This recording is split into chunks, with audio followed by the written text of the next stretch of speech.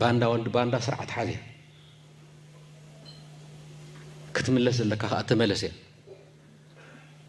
تمالون كابيني تأكبنا نزوم عدك إذا حازو መቀሌ ላይ ታውጇል። ጀነራሉ ጦሩ በቅርቡ መቀሌን ሰብሮ እንደሚገባ አረጋግጠዋል። መቀሌን ሰብሮ ለመግባት እየተዘጋጁ መሆኑን ጀነራሉ ይፋ ሲያደርጉ የዋቱ ጀነራል ደግሞ ካሉበት ሳይነሱ እዚያው ደርሰን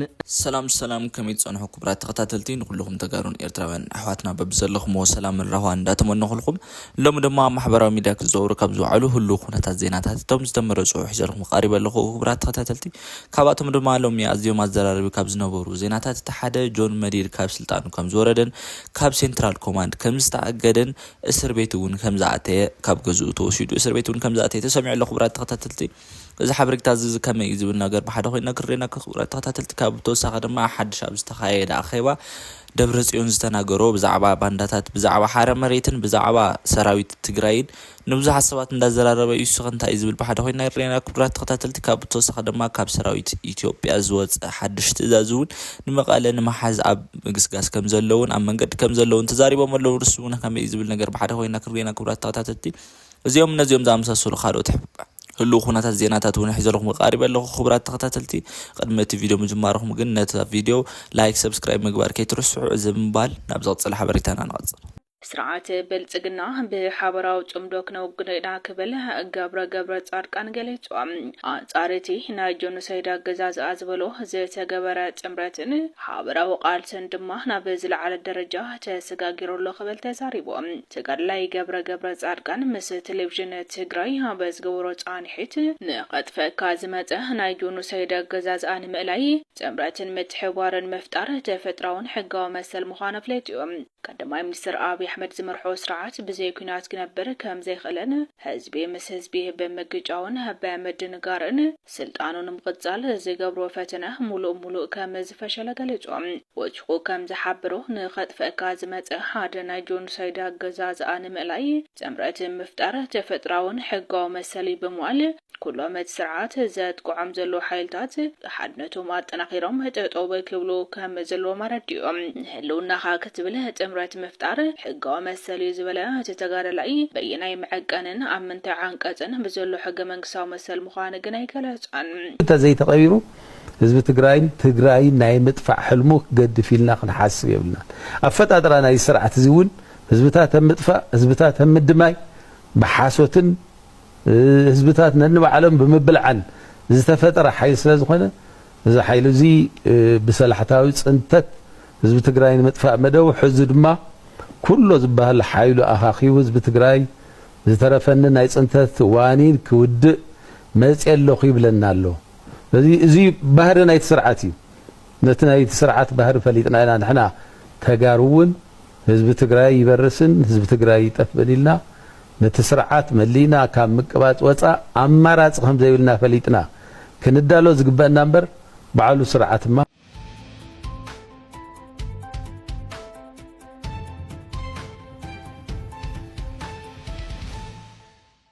ድማ ክብራት ተከታተልቲ እስከ ዋናው መግለጺ ናይ ትግራይ እውን ዝወፀ ሓደ ሓውና የብራህርህና ኣሎ እስከ ሱሪና እንመለስ። ኣብዚ ሕጂ ሰዓት መንግስቲ ትግራይ ሓደ ኣዝዩ ጠንካራ ዝኾነ መግለጺ ኣውፂሎ እዚ ጠንካራ ዝኾነ መግለጺ ድማ ኩሉ ህዝቢ መታን ክሰምዖ ፕሊስ ላይክ ጌርኩም ሼር ጌርኩም ጀምርዎ ነዚ ገዛ ሓደሽ ኮንኩም ድማ ፈለግበሩ ዘለኩም ሪቶ ኣብ ኮሜንት ኣቕምጡ ለኩም ማለት እዩ። እምበርከስ ናብ ዋና ጉዳይ ክምለስ ከለኹ ኣብዚ ሕጂ ሰዓት ዝኾነ ይኹን ሰብ ኣብ ውሽጢ ትግራይ ዘሎ ማለት እዩ ካብ ዕለት 18 10 ወርሒ ጀሚሩ ካብ 12 ሰዓትን ፈረቓን ናይ ምሸት ማለት እዩ ፀሓይ ምስ ዓረበት ሙሉእ ለይቲ ክሳብ 11 ሰዓትን ፈረቓን ናይ ንጎሆ ማለት እዩ ዝኾነ ይኹን ሰብ ካብ ንእሽተ መኪና ክሳብ ዓባይ ኣውቶቡስ ማለት እዩ ዝኾነ ይኹን ሰብ ካብ ውሽጢ ትግራይ ክወፅእ ከም ዘይብሉ ሓደ መግለጺ ወፂሎ ማለት እዩ። እዚ ዝኾነሉ ዋና ምክንያት ድማ ኣዝዮም ብዙሓት ሰባት ካብ ትግራይ ናወፁ ናብ ኣዲስ አበባን ናብ ካልኦት ክልላትን ይውሕዙ ምህላዎም እዩ። ተወሳኺ ድማ ካብ ትግራይ ብዘይ ሕጋዊ መንገዲ ማለት እዩ ብዘይ ሕጋዊ መንገዲ ናገሩ ናብ ስደት ይውሕዙ ምህላዎም እዩ። ስለዚ ዝኾነ ይኹን ሰብ ካብ ዕለት 18 10 ወርሒ ጀሚሩ ካብ ሰዓት 12 ፈረቓን ድሕሪ ቀትሪ ማለት እዩ ጀሚሩ ክሳብ ንጎሆ ሰዓት 11 ፈረቓን ዘሎ ዝኾነ ትኹን ተሽከርካሪት ማለት እውን ናይ ህዝቢ መንቀሳቐስቲ ካብ ሚኒባስ ጀሚርካ ክሳብ ኣውቶቡስ ዘሎ ዝኾነ ይኹን ሰብ ክንቀሳቐስ የብሉን ኢሎም መግለጺ ኣውፅኦም ኣለዉ። ስለዚ ዝኾነ ይኹን ሰብ ኣብዚ ሰዓት እዚ ክንቀሳቀስ እንድሕር ተረኺቡ ግን ሕጋዊ ስጉምቲ ክንወስድና ይብለሎ ወረዲ ሓበሬታ እዚ እዩ بمقصال ድማ خبرات ተኸታተልቲ እስከ ናይ ሓራ መሬት ፃውዒት ዝብል እውን ካብ ህወሓት ወይ ድማ ካብ መንግስቲ ትግራይ ዝወፀ ሓበሬታ ኣሎ እስከ ሱኹን ሰሚዕና ንመለስ መንግስቲ ትግራይ ዓፋር ዘሎ ዕጡቕ ሓይሊ ናብ ትግራይ እንተተመሊሱ ምሕረት ከም ዝገብረሉ ዕላው ገይሩ ኣባላት እቲ ዕጡቕ ሓይሊ ምስ ስድሮኦም ኮይኖም ኣብ ዝደለይዎ ዓውዲ ንኽዋፈሩ ዘኽእል መደብ ከም ዝተሓንፀፀ እውን ኣፍሊጡ ቤት ምክሪ ፈጻሚ ስራሕ ብሄራዊ ክልላዊ መንግስቲ ትግራይ ትማሊ 28 ሓምለ 2018 ዓ.ም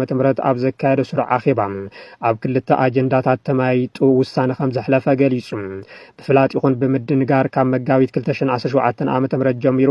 ምስ ሓይልታት ፀረ መኸተ ትግራይ ሒዞም ዝርከቡ ተጋሩ ብሰላማዊ መንገዲ ናብ ንቡር ህይወቶም ተመሊሶም መነባብሮኦም ብኣግባቡ ክመርሑ ብምግባር ኣብ ትግራይ ኮይኖም ህልውናን ድሕነትን ህዝቦም ከረጋግጹ ዝኽእሉሉ ዕድል ንኽውሃቦም ከም ኣጀንዳ ሒዙ ምዝታዮ ኣመልኪቱ ንፃውዒት መንግስቲ ተቐቢሎም ኣብ ዝሓፀረ ግዜ ናብ ዓዶም ንዝምለሱ ተጋሩ ብዘይ ምንም ፀገም ናብርኦም ንኽመርሑን በብዝምጥኖም ዓውደ ስራሕ ንኽዋፈሩ ዘኽእል ደገፍ ክግበረሎምን ዘኽእል መፈፀሚ መስርሕ ወይ ድማ ማንዋል ከም ዝፀደቐ ብምጥቃስ ነዚ ዝምልከት ቢሮ ሰላምን ፀጥታን ትግራይ ኣብ ቀረባ ግዜ ዝርዝር መብርሂ كم زبالله فليتون بيت مخرفة سامي سرح بيراو كلاو منجس تجراي بخال أي درجة أجندة غير زت لو فصاص ما بيراو متخاب أتوز ملكات كوين أتي سرح بالعلوين الناس زت حوار زلو عبي كوميتي زد دالو سابق ري وتهجمجي متوحيد نزي مدام معوه دك تجراي زنور وقصال ما كبرات تقتل تفل ما كم زجلس خوس كدبرتيون بزعبة حرا مريت زلو استهجارون بزعبة سراويت تجراين إثيوبيا زتزاربوا بزح حسابات ندزراربيس كسو سمعنين ملس لازم الزمن قستي بوليتيكا وحطتنا تجراي بالسلام كفتح أي خيل تمدم لنا بالسلام كفتح أي خيل يخونو قبل 4 عام تأميدنا كنا مسوات خفيف ما فتحين رأي وش تاو عامة باندا وند باندا سرعة حاجة كتملس لك أتملسين تمالون كابيني تأكبنا نزوم عدك إذا حازو مس بلسقنا تسلفوا نوع طويل نعم صاوي طويل نادم نوع طويل نعم الله تمهاري نور كاريها جبار ديها ملشا ديها نعم كنت أنا قرأ كائنين عمنا نمك كامل يعين أس يؤتو صاوعت نحن توحد سنة صاوعت كلنا نوجلنا بمقصال ما خبرات تقتلتي أفل ما كم زجلس خو سراويت إثيوبيا وين ما قالك عاتي حدش تزاز كم زوجون أما قدون كم زلون قال لي زملوا خبرات تقتلتي سكسو سمعنا الملس መቀሌ ላይ ታውጇል። ጀነራሉ ጦሩ በቅርቡ መቀሌን ሰብሮ እንደሚገባ አረጋግጠዋል። መቀሌን ሰብሮ ለመግባት እየተዘጋጁ መሆኑን ጀነራሉ ይፋ ሲያደርጉ የዋቱ ጀነራል ደግሞ ካሉበት ሳይነሱ እዚያው ደርሰን እንደመስሳቸዋለን የሚል ዛቻ አሰምቷል። ይህንን ያሉት የዋቱ ጀነራል ኃይለሥላሴ ግርማይ ወይንም ወዲ እምበይታይ ወደ አዲስ አበባ ለመገስገስ ጦራችን በሙሉ አቅሙ ተዘጋጅቶ በተጠንቀቅ ሆኗል ሲሉ ተደምጧል። በትግራይ ከፍተኛ ውጥረት መንገሱ የተገለጸ ሲሆን ይህን ተከትሎ የክልሉ ነዋሪ አሁንም በሽሽት ላይ ይገኛል። በዝርዝር የምናስደምጣችሁ ዘገባችን ነው። ጀነራል ባጫ ደበሌ ከመሸ ወደ አስመራ ተኩሷል። ጀነራል ባጫ ደበሌ በዛሬው ዕለት በቢቢሲ በኩል አነጋጋሪ ጉዳይን አንስቷል። በትላንትናው ዕለት ጃልመሮም ሆነ ዘመነ ካሴ 4 ኪሎ አይደርሷትም ሲሉ የተደመጡት ጀነራሉ ዛሬ ደግሞ ጦርነቱ ከፈነዳ ኤርትራ ያከትምላታል፣ ያበቃላታል፣ የሻቢያም ህልውና ያከትምለታል የሚል አነጋጋሪ ጉዳይን አንስተዋል። ተሰሙታላችሁ። አሞዳታ ደማ خبرات ተከታተልቲ አፈለማ ከም ዝገለጽዎ ጆን መሪድ ካብ ስልጣኑ ከም ዝተልዓለን ካብ ገዝውና አዲስ አበባ ክትኸይድ ይኻ በዝብል ምኽንያት ተኣሲሩውን ናብ ዘይፍለጥ እስር ቤት እውን ከም ዛተ የተሰሚዑ خبرات ተከታተልቲ ዝብዛሕ ሰባት ዘገረመ እዩ። እስከ እቲ ሓበሬታ ሰሚዕና እንመለስ።